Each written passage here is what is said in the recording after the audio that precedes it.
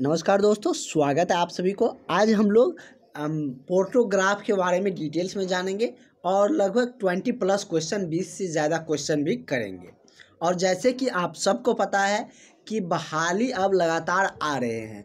बिहार के बहाली को लेकर जो ANM, staff nurse, technician, dresser, EGC सारे बहाली को लेकर जो स्वीकृति रुकी हुई थी वो मिल गया है। तो कभी भी आप लोगों को बहाली की जो नोटिफिकेशन है, जो एप्लीकेशन की नोटिफिकेशन है वो जारी हो सकता है। तो अब आप लोग अपनी तैयारी में पूरे एफर्ट के साथ लग जाइए, तभी आपका सिलेक्शन हो पाएगा। और डेली आप लोगों की क्लासेज हो रही है, तो ज़रूर इस नंबर पर 70 50 87 29 96 इस नंबर पर कॉल करके, व्हाट्सएप करके आप लोग क्लास में जुड़ जाइए, जिससे कि आपको सारा क्लास भी मिले, नोट्स भी मिल जाएंगे, साथ ही कोई भी वैकेंसी आता है तो उसका इन्फॉर्मेशन आपको मिलते रहेंगे। तो चलिए बिना देरी किए हुए आज हम लोग क्लास को आगे कंटिन्यू रखते हैं। जैसे कि इसका हम लोगों ने बहुत सारा क्वेश्चन कर चुके हैं, लगभग 30+ क्वेश्चन कर चुके हैं। तो आज हम लोग उससे आगे का क्वेश्चन करते हैं और उससे आगे का क्वेश्चन देखते हैं। साथ ही आपको आज और जो बहाली को लेकर अपडेट आए हैं वो भी हम आपको लास्ट में बताएंगे। और वैसे हमने ग्रुप में उसका नोटिफिकेशन और जो उसका डिटेल्स थे वो सारे कुछ वहाँ पर अपलोड करके आप लोगों के पास भेज भी दिए हैं। तो चलिए आज का क्वेश्चन है, कह रहा है, यहीं से हम लोग कल एंड किए थे, यहीं से शुरू करते हैं। और कल हमने आपको बताए थे फोटोग्राफ के बारे में बताएंगे, क्योंकि कुछ स्टूडेंट का कहना था कि फोटोग्राफ के बारे में बताइए। तो ये सिंपली एक ग्राफ है, वो हम आपको ग्राफ भी दिखाते हैं, वहाँ से डिटेल में चर्चा करेंगे। कह रहा है कि लेटेड फेज, अलर्ट लाइन एवं क्रिया रेखा आदि शर्तें किस संदर्भ में प्रस्तुत होती है। कह रहा है कि लेटेड जो फेज होते हैं और अलर्ट लाइन होते हैं एवं क्रिया रेखा, ये सभी जो शर्तें हैं वो किस में संदर्भित होते हैं, किस में मतलब दिखाया जाता है, किससे रिलेटेड है, तो ये आपको जानना है। तो ये सारे कुछ आपको फोटोग्राफ में देखने को मिलते हैं। वहाँ पर लेटेड फेज, अलर्ट लाइन, क्रिया रेखा, FSH, सारे कुछ, फेटल हार्ट साउंड, ये सब आपको फोटोग्राफ में दर्शाए जाते हैं। फोटोग्राफ हुआ है क्या, उसके बारे में जान लेते हैं पहले। अब आप लोग देख सकते हैं फोटोग्राफ, ये आपको दिया गया है। यहाँ पर आप देख सकते हैं फोटोग्राफ लिखा हुआ है, यही है फोटोग्राफ। इसमें सारा कुछ जो भी हमने अभी क्वेश्चन में देखे वो सारा कुछ इसमें डिनोटेड रहता है, यहाँ पर मेंशन रहता है। जैसे कि यहाँ पर आप देख सकते हैं कि मेम्ब्रेन इंटैक्ट, उसके बाद आपको FHR, fetal sound, fetal heart sound भी रहता है, मर्डर्स इनफॉर्म मेंशन भी रहता है। ये सारा कुछ एक तरीके से ग्राफ है। क्या चीज़ का ग्राफ है, क्या चीज़ डिनोट किए जाते हैं, ये सारा कुछ यहाँ पर मेंशन रहता है। तो डिनोशन क्या चीज़ का रहता है वो जान लेते हैं। होता क्या है फोटोग्राफ, पोर्टोग्राम या फोटोग्राफ दोनों नाम से जाना जाता है, कंफ्यूज मत करिएगा। फोटोग्राफ को फोटोग्राम भी कहा जाता है। प्रसव के दौरान क्या होता है, प्रसव के दौरान मुख्य डेटा, मतलब डाटा कर सकते हैं, मुख्य डेटा मृत्यु और भ्रूण का एक क्या है, समग्र ग्राफिकल रिकॉर्ड है। मतलब कि एक तरीके से प्रसव के दौरान डाटा कलेक्ट किया जाता है कि मुख्य रूप से कितना मृत्यु, कितना भ्रूण, और उसका समग्र तरीके से मतलब कितना किसका डाटा हुआ उसको रिकॉर्ड करके उसमें प्रदर्शित किए जाते हैं। जो क्या होता है कि कागज़ के एक शीट पर समय के क्या है विरुद्ध दर्ज किए जाते हैं, समय के जो विरुद्ध दर्ज किए जाते हैं। उसके बाद क्या है, प्रासंगिक मापों में गर्भाशय ग्रीवा फैलाव, गर्भाशय ग्रीवा का कितना फैलाव हुआ है। आप सबको पता है कि जब गर्भ धारण करते हैं तो गर्भाशय ग्रीवा का फैलाव होते हैं। भ्रूण की हृदय गति दर, उसके बाद FSH, फेटल हार्ट साउंड, ये सारे कुछ उसमें मापा जाता है। प्रसव की अवधि भी बताए जाते हैं, उसका भी उसमें डिनोशन रहता है, मेंशन रहता है फोटोग्राफ में। महत्वपूर्ण संकेत उसमें दिए जाते हैं, जो आप लोगों को जब जॉब में जाइएगा तो वहाँ पर सारे कुछ बताएंगे कि किसका डिनोशन क्या है। इस डिनोशन का अर्थ क्या है, जैसे क्या कोई चिन्ह, कोई चीज़ का संकेत रहता है, चिन्ह रहता है, जैसे यही चिन्ह है तो इसका क्या अर्थ है, तो उसी तरीके से सारे रहते हैं तो उसका कुछ महत्वपूर्ण संकेत रहते हैं जो कि बहुत सारे आंकड़े उसमें शामिल हो सकते हैं। तो ये सब क्या है कि फोटोग्राफ में होते हैं। जैसे कि आप यहाँ पर देख सकते हैं कि इसमें बहुत सारा इंडिकेशन भी है, बहुत सारा चीज़ें यहाँ पर मेंशन है। यहाँ से यहाँ का लेबर प्रोग्रेसी कहते हैं। उसके बाद लेटर, इसको लेटरल क्या कहते हैं, लेटेंट मतलब एक्टिव एक्स डायरेक्शन में कहते हैं। इस तरीके से सारा कुछ यहाँ पर आपको इस ग्राफ में दे दिया गया है। तो यही है क्या आपका फोटोग्राफ है, ठीक है। इसमें नेम लिखा जाता है, उसके बाद ग्रेविडा, उसके बाद डेट ऑफ एडमिशन, कब एडमिशन करवाए गए थे प्रेगनेंसी के प्रसव के लिए, वो सारे कुछ इसमें मतलब और भी बहुत सारा कुछ इसमें मेंशन रहता है। हाइट, वेट, उसके बाद यहाँ पर सारा कुछ यहाँ पर मेंशन है, जो भी उसमें मेंशन किया रहता है लिखा हुआ है। तो इस तरीके से फोटोग्राफ में एक सारा कुछ मेंशन रहता है, ठीक है। तो चलिए हम लोग नेक्स्ट क्वेश्चन की तरफ बढ़ते हैं। इस क्वेश्चन का आंसर आप लोग समझ गए, ये सारा कुछ उसमें क्या है तो फोटोग्राफ में बताए जाते हैं। तो इसका करेक्ट आंसर आपका ऑप्शन नंबर डी हो जाएगा। नेक्स्ट क्वेश्चन हम लोग बढ़ते हैं। आपका अगला क्वेश्चन क्या कह रहा है, अगला क्वेश्चन है कि गर्भ अवस्था के 8 सप्ताह पर, मतलब कि 8 सप्ताह होने पर होने वाली घटना जिसमें लेटरल जो फोनिगन्स में जो स्पंद का अनुभव होता है उसको क्या कहा जाता है या वो क्या कहलाती है, ये आपसे पूछे जा रहे हैं। मतलब कि गर्भ अवस्था के 8 सप्ताह पर जो होने वाली घटनाएं हैं, मतलब 8 सप्ताह पूरा होने पर ये सब घटनाएं होते हैं, मतलब कि ये सब चीज़ें देखने को मिलते हैं, ये सब परिवर्तन। जैसे क्या कि लेटरल फोनिगन्स में स्पंद का अनुभव होना, तो उसको क्या कहा जाता है, तो उसको ओसी एंड संकेत कहा जाता है। चैडविक साइन के बारे में हम लोग पिछला पीडीएफ में क्लास कर रहे थे तो वहीं पे समझ गए थे, लेकिन इसको क्या कहा जाता है, तो इसको ओसी एंडर संकेत कहा जाता है। तो इसका करेक्ट आंसर आपका ऑप्शन नंबर बी सही हो जाएगा। नेक्स्ट क्वेश्चन की तरफ हम लोग बढ़ते हैं। अगला आपका क्वेश्चन कह रहा है कि भ्रूण के लॉन्ग एक्सिस का केंद्रीकृत गर्भाशय के जो लॉन्ग एक्सिस है उसके साथ रिश्ते को क्या कहा जाता है। जो भ्रूण के लॉन्ग एक्सिस है, जैसे लॉन्ग एक्सिस है, जैसे ये क्या हो गया, ये लॉन्ग एक्सिस हो गया, ये क्या हो गया ट्रांसवर्स एक्सिस हो गया। तो वही कर रहे हैं लॉन्ग एक्सिस, मतलब कि भ्रूण के लॉन्ग एक्सिस के केंद्रीकृत गर्भाशय के लॉन्ग एक्सिस के केंद्रीकृत से उसका क्या रिश्ता है, तो उसको वो जो रिश्ता है उसको लाई कहा जाता है। क्या कहा जाता है, तो उसको लाई कहा जाता है, ठीक है। या इस तरीके से भी पूछ सकता है कि भ्रूण के लॉन्ग एक्सिस और का केंद्रित और गर्भाशय के लॉन्ग एक्सिस को जोड़ने का कौन काम करता है, तो लाई। इसका करेक्ट आंसर आपका ऑप्शन नंबर आपका ए हो जाएगा। नेक्स्ट क्वेश्चन की तरफ बढ़ते हैं। अगला क्वेश्चन आपका कह रहा है गर्भ अवस्था का स्वागत चिन्ह है, गर्भ अवस्था का इनमें से कौन सा स्वागत चिन्ह है, इंगेजमेंट या लाइटिंग, आंतरिक रोटेशन या डिसेंट्स। तो इस तरीके से आपको 4 ऑप्शन दिया गया है। तो गर्भ अवस्था के स्वागत चिन्ह को क्या कहा जाता है, तो लाइटनिंग कहा जाता है। क्या कहा जाता है, लाइटनिंग, ठीक है। इसका मतलब करेक्ट आंसर आपका ऑप्शन नंबर बी हो जाएगा। लाइटनिंग मतलब आप लोग बिजली वाला लाइटिंग मत समझिए, वहाँ पर लाइटिंग होता है, यहाँ पर लिखा है लाइटनिंग, ठीक है।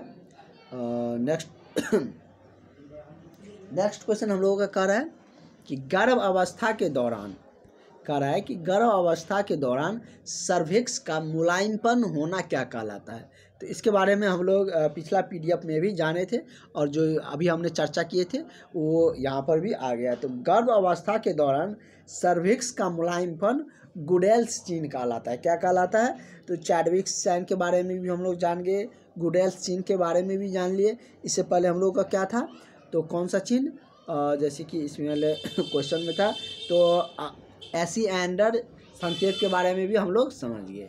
ये सारे क्वेश्चन आपको मिल गया। अब आप लोगों को चिन्ह से लेकर कोई क्वेश्चन में कंफ्यूजन नहीं रहेंगे, ठीक है। अगला क्वेश्चन है हम लोगों का नेक्स्ट क्वेश्चन कह रहा है कि निम्न में से कौन सी एडिशन प्रसव उत्तर रक्तस्राव का मुख्य कारण है। कह रहा है कि निम्न में से कौन सी एडिशन प्रसव उत्तर मतलब प्रसव के बाद रक्तस्राव का मुख्य कारण है। ऑप्शन है आपका यूटेराइन एटोनी, दूसरा ऑप्शन है रिटेनेड प्लेसेंटा, तीसरा है गर्भाशय का टूटना, चौथा है डिस्मिनेटेड। उसके बाद आपका यदि हम बात करें तो इसका करेक्ट आंसर आपका क्या हो जाएगा। तो जो एंडिशन प्रसव के उत्तर मतलब प्रसव उत्तर के बाद जो रक्तस्राव की जो मुख्य कारण है वो कौन सा कारण है, किस कारण से ये रक्तस्राव होता है। तो ये यूटेराइन एटोनी के कारण होता है। किसके कारण, तो यूटेराइन एटोनी के कारण एडिशन प्रसव उत्तर रक्तस्राव होता है। उसका मुख्य रीजन यही है, कौन, तो यूटेराइन एटोनी। करेक्ट आंसर आपको ऑप्शन नंबर ए हो जाएगा। नेक्स्ट क्वेश्चन है 39 क्वेश्चन का रहा है कि हीमोग्राम के लिए कौन सी सीसी प्रयोग की जाती है। तो हीमोग्राम के लिए जैसे आपका ऑप्शन दिया है कि एडिटीए या हेपेरिन या सोडियम सिट्रेट या लिथियम हेपरिन। तो हीमोग्राम में जो सीसी प्रयोग किया जाता है हीमोग्राम के लिए, तो वो कौन सा सीसी होते हैं, तो एडीटीए का प्रयोग किया जाता है। किसका, तो एडीटीए का हीमोग्राम के लिए जो सीसी का प्रयोग होता है वो कौन सा होता है, तो एडीटीए का। ठीक है, करेक्ट आंसर आपका ऑप्शन नंबर बी हो जाएगा। अगला क्वेश्चन आपका क्या कह रहा है, जैसे कि हमने आपको बताए थे कि आप लोगों का जैसे कि दिल्ली के तरफ से मतलब कि उसका भी नोटिस आ चुका है आप लोगों की कुछ बार, लेकिन उसमें मेजर वाइज ने कम ही पोस्ट पे हैं। जैसे कि 15 था एएनएम नर्स का, एएनएम का, उसके बाद टेक्नीशियन बहुत सारे थे। और बिहार वाले जिसका इंतज़ार कर रहे थे आप लोग, उसको स्वीकृति मिल चुका है। मुख्यमंत्री जी की तरफ से भी सारे स्वीकृति मिल गया है। तो उसका पोस्ट जैसे उसमें सब था, एएनएम कह सकते हैं, एएनएम स्टाफ नर्स जो होते हैं नर्स का भी था। उसके बाद आपका और हम बात करें तो नर्स के बाद उसमें टेक्नीशियन का था,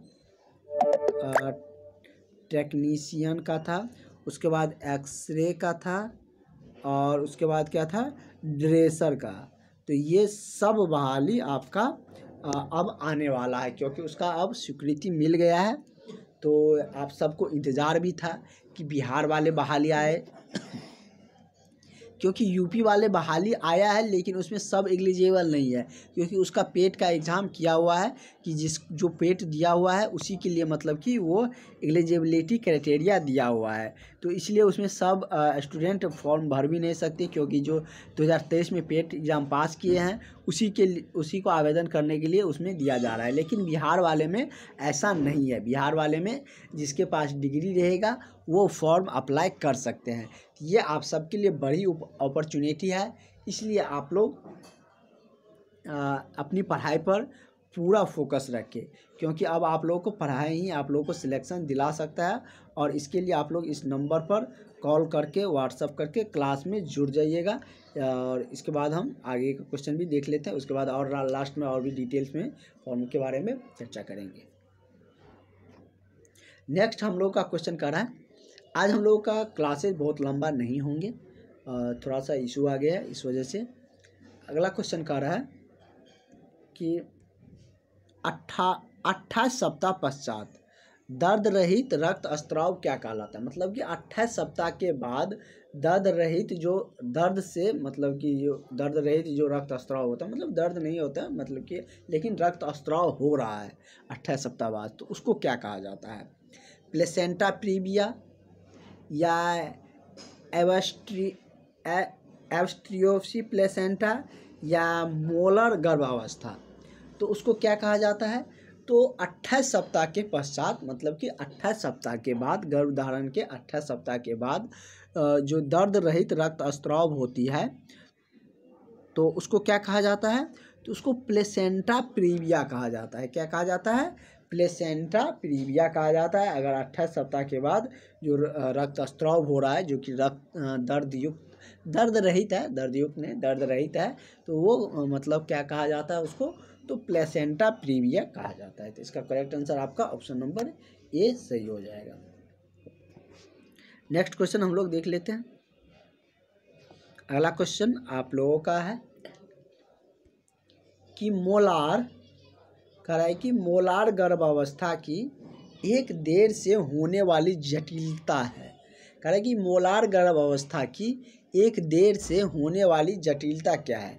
यूटेराइन प्रेफरेंस, जो यूटेराइन प्रेफरेंस होता है वो, या कोरियो कार्सिनोमा, शोक, या इंजेनाइटल फेलियर। तो क्या होता है?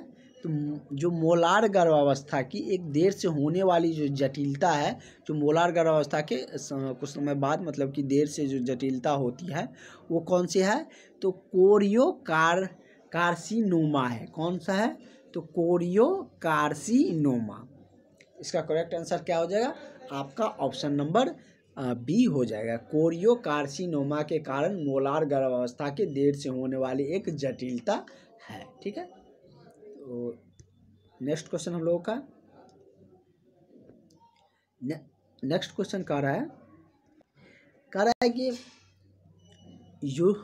यूरेशियम की अवधि होती है, जो यूरेरियम का लिखा है, यूरेरियम की अवधि क्या होती है? 7 सप्ताह, या 6 सप्ताह, 9 सप्ताह, या 280 सप्ताह, या दिन का लीजिए 280 दिन हो जाएगा, सप्ताह तो बहुत हो जाएगा 280। तो इस तरीके से आपका ऑप्शन दिया गया है। तो यूरेरियम की जो अवधि होती है वो 6 सप्ताह का ही होता है। कितने सप्ताह का? तो यूरेरियम की अवधि 6 सप्ताह का ही होता है। तो इसका करेक्ट आंसर आपका क्या हो जाएगा? आपका ऑप्शन नंबर बी हो जाएगा। तो इस तरीके से हम लोग का इस जो पीडीएफ था इसका हम लोग क्वेश्चन देख चुके हैं लगभग।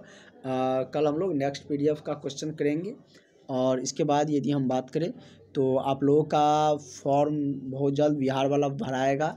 तो जो भी आपका फ्रेंड है, जो सब अभी क्लास नहीं कर रहे हैं, जो लोग भी अभी अपनी पढ़ाई पर ध्यान नहीं दिए हैं, इच्छुक नहीं है, उन सबको बता दीजिएगा कि आप बहाली बहुत जल्द आने वाला है, पढ़ाई में लग जाए, क्योंकि तैयारी रहेगा तभी एग्ज़ाम निकलेगा, क्योंकि बिना एग्ज़ाम का तो अब सिलेक्शन होगा नहीं।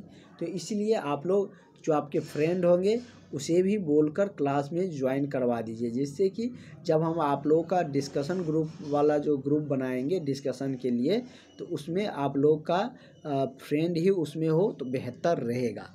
तो इसके लिए आप लोग 70 50 87 29 96 इस नंबर पर कॉल करके व्हाट्सअप करके क्लास ग्रुप में ज्वाइन करवा सकते हैं। और जो अभी तक नहीं हुए हैं वो सारे कैंडिडेट भी क्लास में ज़रूर ज्वाइन हो जाइएगा। आपको ग्रुप में फोटोग्राफ वाला भी फिगर मिल जाएगा, उसका एक्सप्लेनेशन सारा कुछ आपको मिल जाएंगे। इस तरीके से जो एक्सप्लेनेशन वाला नोट्स होते हैं, जो फुल नोट्स होते हैं ऑब्जेक्टिव वाला, वो सारे आपको मिलते रहते हैं, और उस ग्रुप में सारा कुछ आपको अपडेट मिल जाता है। तो चलिए हम लोग मिलते हैं नेक्स्ट क्लास में। Thank you.